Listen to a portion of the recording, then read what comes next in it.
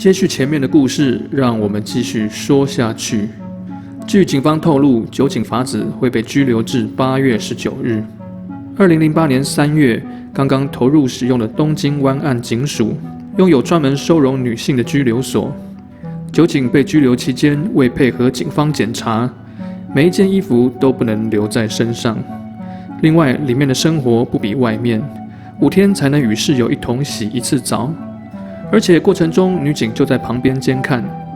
饮食方面，除了公家提供的餐饮，还是稍微可以买一些零食，但此时的法子极没有食欲，瘦至30多公斤，有如纸片一般。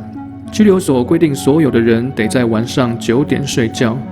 习惯晚睡的法子在狭小的空间内辗转难眠，但身处禁锢之地，也不得不配合要求。每到周2和周5是他们清洗的时间，忍耐5天的法子总是第一个冲进澡堂的，久违的水花洒在他的身上，仿佛能洗去心灵的脏污。期间，法子又再度接受审讯，他也就事件做出新的供词。其实他自己也想要戒除，但总是不受控制，使用的数量一次比一次多。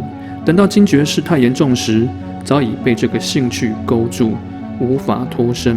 酒井法子夫妇的事件越闹越大，而日本警方最关注的还是这些东西的来源。和酒井夫妇关系不错的木村拓哉、工藤静香、江口洋介等人都曾接受调查。对不干净的日本艺能界而言，或许这只是冰山的一角。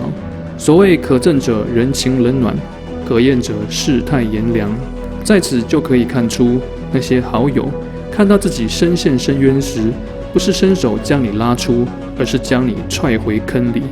不断有明星主动出来撇清跟法子的关系。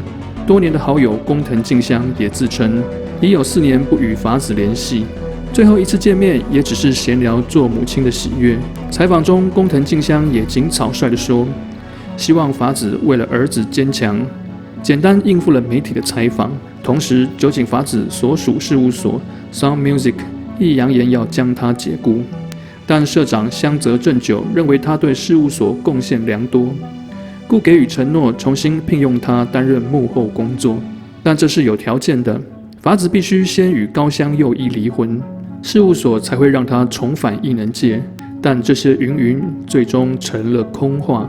8月28日，法子被起诉的消息传出后， Sound Music 立刻召开发布会，宣布酒井法子即日被解雇。其实，酒井法子与 Sound Music 是有着不可割舍的感情。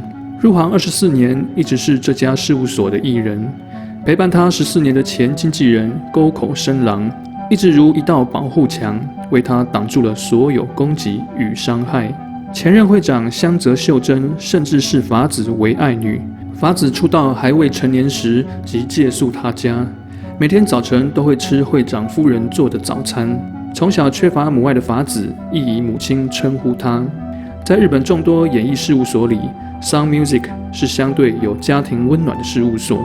社名是森田健作刚成名时起的，寓意是像阳光那样的温暖照射。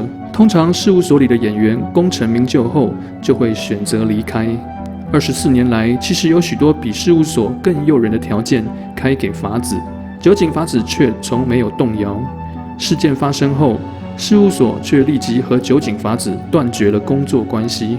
香泽秀真也被撤销了会长职务，香泽正久则从社长职位被降为副社长。即便香泽家父子有意袒护法子，但对于现实也是无能为力。